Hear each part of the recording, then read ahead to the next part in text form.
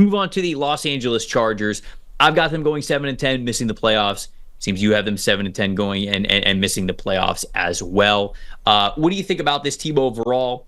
How excited are you, or not excited for you? I'll leave the door open both ways for the Harbaugh era. What can we expect in year one? And then let's dig into a little offensive MVP before we get to defensive MVP. I think anytime Jim Harbaugh is in the building, you have to be excited, right? And yeah, I agree completely. I think the one thing that you look at, and look, we try to find tangible things here and player evals and grading and all the trends and all this stuff, but some guys are just winners, right? And the one thing where I'm a little tepid when it comes to like this record that I picked for him, since 2009 at any of his stops, Stanford, San Fran, Michigan, wherever, since 2009, the only losing season he had was 2020, a year that was shortened for college football with COVID, obviously, and he went 2-4. So he has not had a full losing season at any level since 2008 at Stanford. Okay, this guy just wins. He just finds ways to win. And look, I think everybody, and we said it a lot last year, and we say it now, the Chargers have talent. They have talent. They have big name talent, right?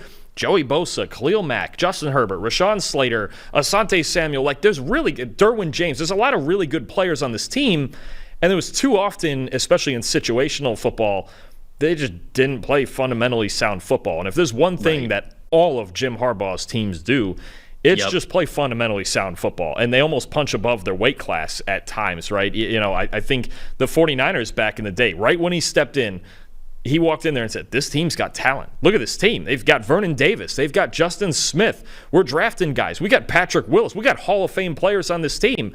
And we just don't play good enough football yet. We have to change that. I think you have a similar dynamic here with the Chargers where they just have to walk in there and play better football. And the one big luxury is you've got a borderline elite quarterback still. You talk all you want about Justin Herbert. He's great. I don't care. Like, even last year, in a year that the Chargers were having, still 10th in the league in passing grade at an 83.1. Still a top 10 quarterback when they were a disaster outside of Keenan Allen at receiver. They were a disaster in the run game. All of the vibes straight up were just off, right? I mean, Brandon Staley the year before the game in Jacksonville, and it was all off. And Herbert was still a top 10 passer in the league. And a guy, I don't know if this is said enough because everybody thinks about, the big arm and all the things and how we're overrating Justin Herbert's just all physical skill. He has the best turnover-worthy play rate in PFF history. He's the only one better than Tom Brady, 1.9%. So he doesn't turn the ball over. He can make any throw on the field at any time. He can run. He plays injured until he absolutely can't. Like, if you think Justin Herbert is the problem with this team, I'm not sure what you're looking at. Honestly, they just need all the way around him. They just need to play better, and they should have a good offensive line. You added Joe Alt. They have to figure it out at receiver for sure. That's the thing. They're really young at receiver. They're hoping McConkey and Quentin Johnston and those guys get it together. But Justin Herbert's not the problem, and I can guarantee you Jim Harbaugh's not going to be the problem either. No, I agree with you on both fronts. My offensive MVP, it has to be Justin Herbert as well. I hate to just be chalk here, but it's a running back room with Gus Edwards and J.K. Dobbins. I don't know how long that those guys are going to be around, after this year. I think they're going to be really serviceable rotational backs, and maybe one of them really catches fire and then gets to be the running back of the future, but I don't think they're going to lean on them entirely. Nobody really from the tight end group, who I think is a big X factor there. Contributors, but big X factor, no. Wide receiver, you mentioned. I get a lot of hope for Lad McConkey. If he has a fully healthy season, I think he can have a really good year. Quentin Johnston, I'm starting to lose the faith in, right? I mean, we really need to see it from him this year, and he needs to step up to be much better than he has been in the past. He has all the opportunity in the world to basically be the wide receiver one on this team this upcoming season, and if he is not able to do that, then I think you're desperately looking at a receiver in next year's draft. I love the fact that they drafted Joe Alt. I love the fact that they've got the bookend offensive tackles. You can, if you need to fix the interior offensive line over the next 2 years, Jim Harbaugh is going to be able to do it like he did with Michigan's offensive line, making it one of the best in the country over back-to-back seasons, including the last national championship year, where a lot of what you attribute their success on offense to is predicated on how good that offensive line was. So I'm not worried about this team at all whatsoever long-term, but there's no doubt about it. The offensive MVP for this year is going to be Justin Herbert. I'm glad that you threw out the turnover-worthy play rate, how good he is at taking care of the football despite having a massive arm, because we see that all the time. A lot of quarterbacks with these big arms that get carried away. They think they can make every single throw. They're a little too fearless. They've got that Superman complex to them, and they have a lot of turnover-worthy plays to go along with the big-time throws. But last year, you saw a much higher big-time throw percentage, the highest big-time throw percentage of Herbert's career at 5.0%, and the turnover-worthy play rate was still relatively low. Now, it was a little bit higher, but it's because he's pushing the ball down the field a little bit more. So the big time throw rate took a major jump, and the turnover worthy play rate, it went up a little naturally, but not any more than it had to naturally for him pushing the ball down the field a little bit more. So excited to see Justin Herbert this year in a Jim Harbaugh offense, and excited to continue to see that moving forward. What about a defensive MVP here for the Chargers? There was a couple really good choices, I think, and boy, what Khalil Mack can still do at his age is incredible. First of all, I almost went I almost went with Alohi Gilman, and he got a contract extension he deserved. Almost went there. I wanted to. I almost think I should have, but I'm going with a guy that they need to bounce back, and that's Derwin James. They have the potential, if Derwin James does bounce back from some struggles last year, especially in coverage, that could be the best pair of safeties in football. Gilman's a really, really good player back there, and James, we already know what James can do. Look, from 2018 to 2022, and I know there's some injuries mixed in there, but he had the third best overall grade among all safeties. I mean, he's an elite player. One of the rare players. I think about him, and I think about Antoine Winfield Jr. for the Bucs, who I go, run D, check, coverage, check, blitzer, check. Very few guys, very few can do all three. And Derwin James, when he's on, has the ability to do all three when he is 100% healthy and when he's really rolling. I'm so curious where Jesse Minter is going to use these guys, man, because Minter gives so many looks. They rotate coverages. They ran a lot of single high at Michigan. I wonder which one of Gilman or James or both are going to be sniffing around the box a little bit, playing the run. Who's blitzing? It's such a fun thing for me with this. There is talent on this defense. There's so much more talent on this defense than the way they've played the last couple of years. When you talk about these two safeties, Asante Samuel, they have to figure some things out at linebacker. Mack and Bosa, that's still Mack and Bosa, man. You can't underestimate that either. But I think it's going to be fascinating to watch how Jesse Minter uses these two safeties. And if Derwin James gets back to that elite level, it changes the entire way this defense operates.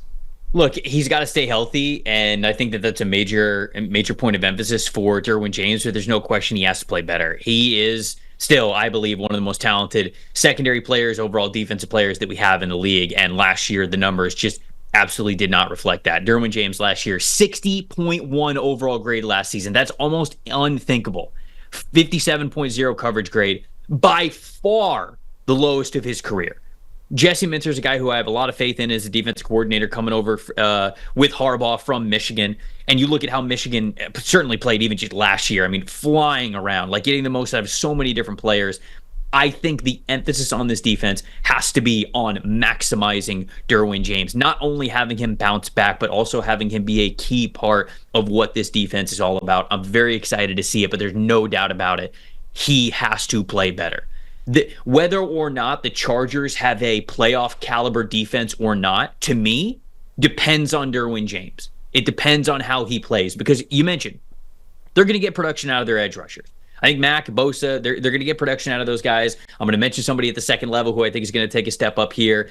Corners is something that they're obviously figuring out, but I think that they could be good enough there if Derwin James is playing like the player that quarterbacks have to break the huddle and go, where is he?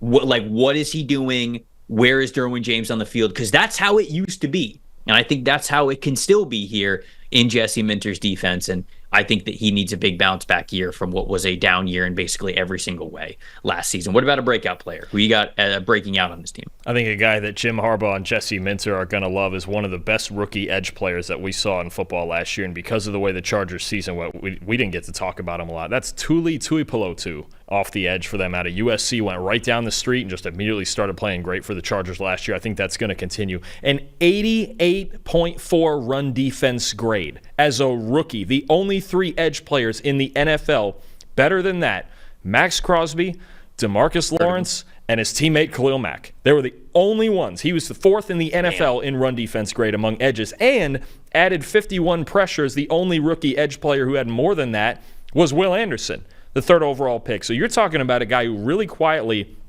playing as their 3rd defensive end behind Khalil Mack and Joey Bosa, earned extensive playing time, played hard as hell in the run game. 51 pressures is a really good number for a rookie. This is a guy who might be an emerging star. And I know Khalil Mack's getting a little older, but he's still playing at an elite level. But Tuipulotu is a guy who they can take into the long-term future, right? As Harbaugh and Minter are trying to rebuild this defense, and it's a veteran defense at a lot of spots, especially on the D-line, Tuipulotu is a foundational piece, and he proved that last year. He's going to continue to prove it this year. I think the pass rush numbers are going to increase this year. I think the pass rush grade is going to increase this year. I believe it's in the mid-high 60s last year.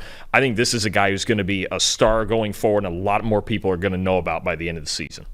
Yeah, I think that's a really good call out, because even if you're out there and you're saying, well, Bosa and Khalil Mack, they're not the same as what they used to be. I mean, Tuipulotu is a really good guy to just like have in there and try to pick up some of that those guys might maybe not they're not the elite players that they have been in their past. I'm more thinking about Joey Bosa, because Khalil Mack was fantastic last year, but Tuipulotu, he can pick up the pieces, if you will. He can really complement them as a 3-headed edge rush group there with the Chargers. I'm going to go with Diane Henley, the now 2nd-year linebacker for the Los Angeles Chargers. I feel like linebacker has, for a while, sort of been just this area of the Chargers defense that not a lot of people loved. It was Kenneth Murray who was there, and there were some question marks with him, whether he was all athlete and didn't get enough production. Now he's no longer there, but you look at this room, and it's Henley who I think has the athleticism to really bounce back this year and play really well. He had a pretty solid coverage grade last season. I think it's only going to be even better this year as one of the better athletes at the linebacker position that we saw in the 2023 NFL draft. But